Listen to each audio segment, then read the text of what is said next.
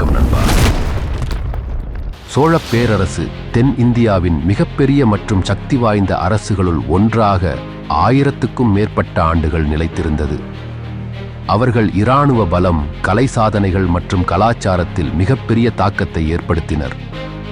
சோழர்களின் கட்டுமானங்களில் பிரபலமான கோயில்கள், கடல் படைகளின் ஆக்கிரமிப்பு மற்றும் கல்வி, வர்த்தகம் ஆகியவற்றின் ஊக்கத்தை காணலாம்.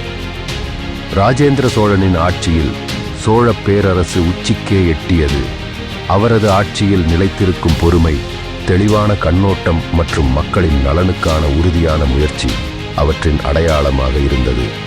சோழர்கள் வெறும் போராளிகள் அல்ல, அவர்கள் ஒரே நோக்கத்தில் சோழப் பேரரசை அமைத்தவர்கள். அவர்கள் ஒருங்கிணைந்த முயற்சிகளால் எத்தனை சவால்களை விடவும் பெரிய நம்பிக்கையுடன் முன்னேறினார்கள்.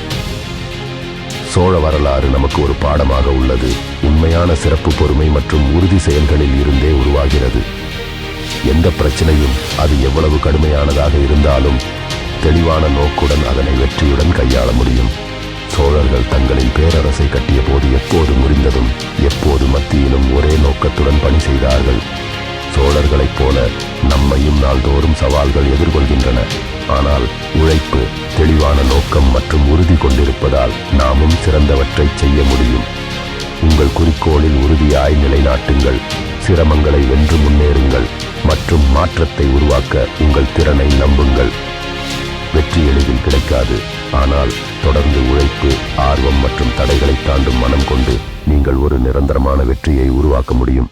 மேலும் இது போல கதைகளுக்கு ஜாக்ஸ்டிம் க்ளோ சேனலை சப்ஸ்கிரைப் பண்ணிக்கிடுங்க.